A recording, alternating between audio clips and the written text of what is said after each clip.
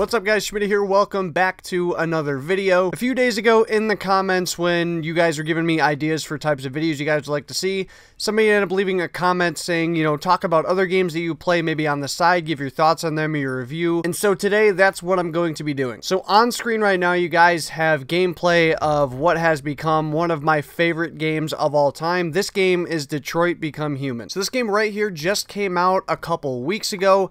I believe it was May 25th, and I had been pretty hyped about this game for a while. So you guys know I mainly play on Xbox for the most part, you know, with my friends, and all the time on multiplayer games is what I play on, but I also have a PS4, and it's games like this that are the reason that I also have a PS4. To be able to experience PS4 exclusives like this, because this is a purely PS4 exclusive. To be able to play and experience games like this is amazing, and you know, for this game alone, I personally believe is a very good, worthwhile purchase of a PS4. So today I want to kind of give my thoughts, give a little bit of a review on the game, and why I think this may be one of the best video games of all time. So Detroit Become Human is made by Quantic Dream. You guys may have heard of them. They were the creators of Heavy Rain back in like 2010, and then they created Beyond Two Souls, which I believe came out in 2013. A couple of very highly regarded games. I want to get to play Heavy Rain at some point. I want to try that out. I never ended up playing that. So essentially, Detroit Become Human takes place in,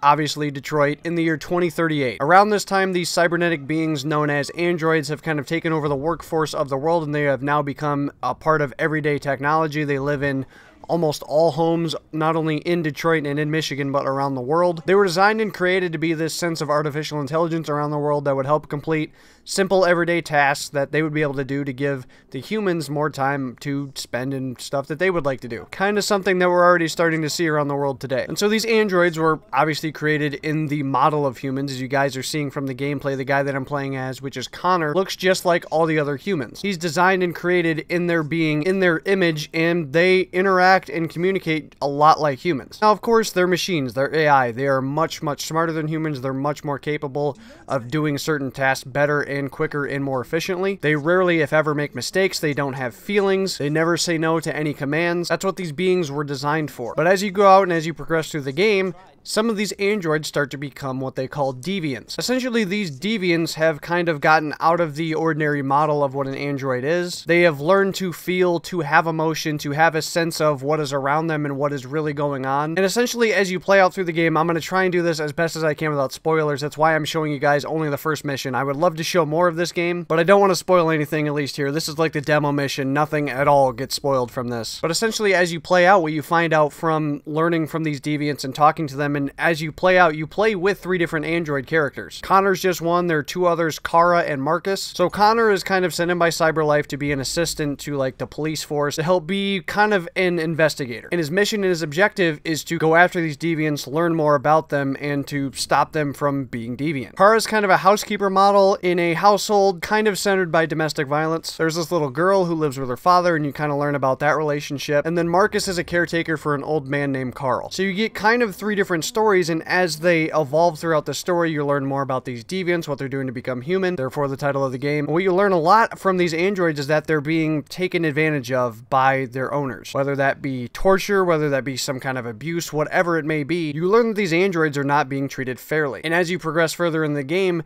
these androids start to take on a revolution and becoming something that they learn what they are, and that they are alive, and that they do have feelings, and then they want to move on and become free and treated as equal to all the other humans. And again, without trying to spoil too much of this reminded me so much of like the civil rights movement back in the day. Obviously, I wasn't alive or around during that time, but it just gave me so much of a reminder towards that, because later on in the game, you decide your path and how you want to lead this, whether you want to take it out violently or whether you want to take it out in a more passive sense. All of this stuff is totally up to you. That's one of the great things about this game, is it's kind of like an interactive movie. You don't really do anything too crazy. The stuff that you do have a lot of control over are the choices in which you make and other like quick time events. So as you guys see me playing throughout this game, I'm using the right stick to do all the interactive stuff. I'm swiping across the little pad at the top of the PlayStation controller. And of course, not in this mission, but there are quick time events later on in the game that you can play through. And the great thing about this game is it is extremely rare, and from what I believe, almost impossible to have the same, like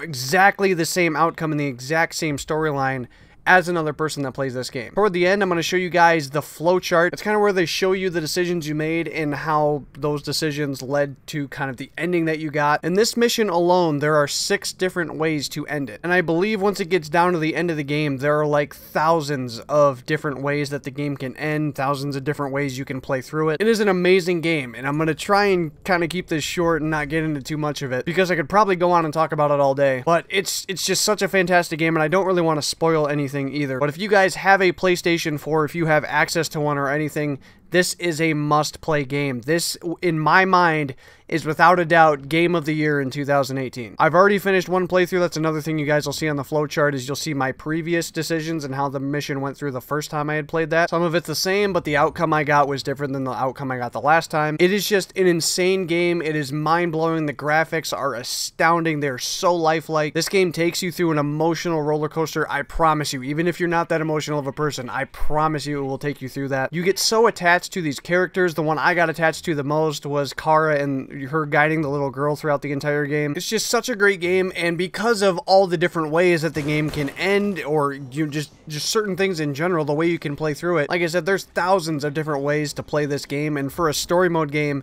it has a ton of replayability. It is just a story game only, but it has so much replayability because of all the different outcomes that it has. And we've seen plenty of other games, for those of you guys that watch my channel for Call of Duty, you guys know, like Black Ops 2 had different ways you could end it. It had different ways that you could go about certain missions. That is nothing like this game. This game has just the most insane types of different ways that you can go through it. You guys really have to experience it to understand what I'm talking about. In this first mission you guys are seeing, I mean, this really doesn't even compare to what the rest of the game is like. This is just a standard mission to kind of get an idea and a feel for the game. This mission in itself has no impact on the rest of the game. That's one of the weird things about the mission. It is nothing like the rest of the game. So if you think this mission is cool, you guys have to play the rest of the game. It is nuts. It is well worth full price. It is one of the best games I've ever played, and I don't use that term very often. It's not something that I say every time I play a new game. And so for me to get through one playthrough, and I was probably saying this about halfway through my first playthrough with this game, it is by far one of the best games I've ever played. It's an extremely fun, interactive story mode game that you get so attached to with the characters, and it's just so emotionally driven, and there's thousands and thousands of different outcomes, like I said. I don't know how this thing was even written by the guy that created this, David Cage. I have no clue how he put all of this together. It is nuts. I'm probably going to play through the game at least like a second and third time just to go through all the different outcomes. Like the second playthrough, I'm going to go through and like reverse all the stuff that I did the first time and just see the different outcomes I get. The game is nuts, and I've been kind of talking about how I haven't really been able to get too attached to a game this year. I could not stop playing this game. I was up late, extremely late playing this game. I did not want to turn it off. And even though I love story mode games, even though I'm more of a multiplayer guy, I would have to say, I love story mode games. I have not been this attached to a story game in so long. I can't remember the last time I was this attached. I cannot speak highly enough about this game. If you guys have a PS4, this is a must-play game. And, man, I could probably go on about it for another 10 minutes, and I would love to dive in depth more about it. I wanted to do a Let's Play for my playthrough, and I still could. I could go do another one through a second playthrough.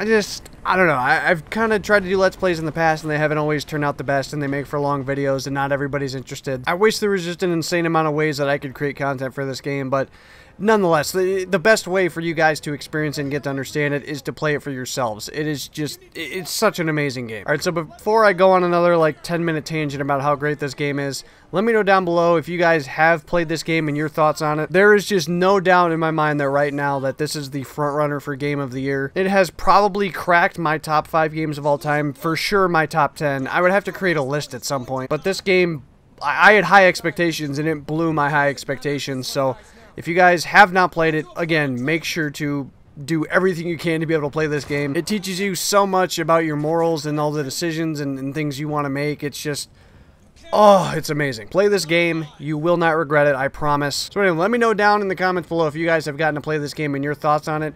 And after watching this video, or maybe hearing some other stuff, are you guys going to give it a chance, and are you going to set the time aside to play it? I really, really highly recommend it. Anyway, hopefully you guys enjoyed today's video. If you did, make sure to smack the Schmidt and that like button down below. If you guys are new to the channel, looking forward to more video game content, you guys are in the right place. Hit that subscribe button down below and turn notifications on so you guys know when those videos go live. Hopefully you guys all have a good one. I will see you guys on another video. So long, everybody. And you became upset. That's what happened, right? I thought I was part of the family.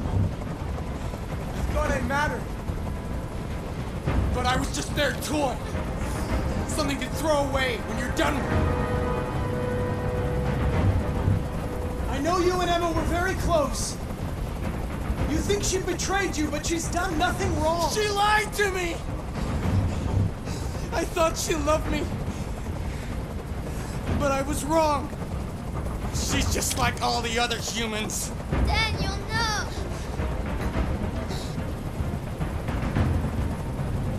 Listen. I know it's not your fault. These emotions you're feeling are just errors in your software. No. It's not my fault. I never wanted this. I love them. You know? But I was nothing to them. Just a slave to be ordered around.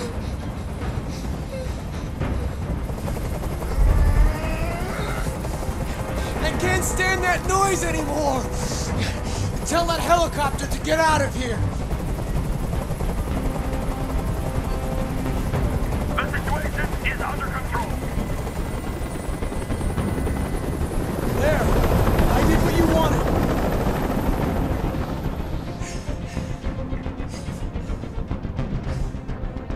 You have to trust me, Daniel. Let the hostage go, and I promise you, everything will be fine. I want everyone to leave! And I want a car. When I'm outside the city, I'll let her go.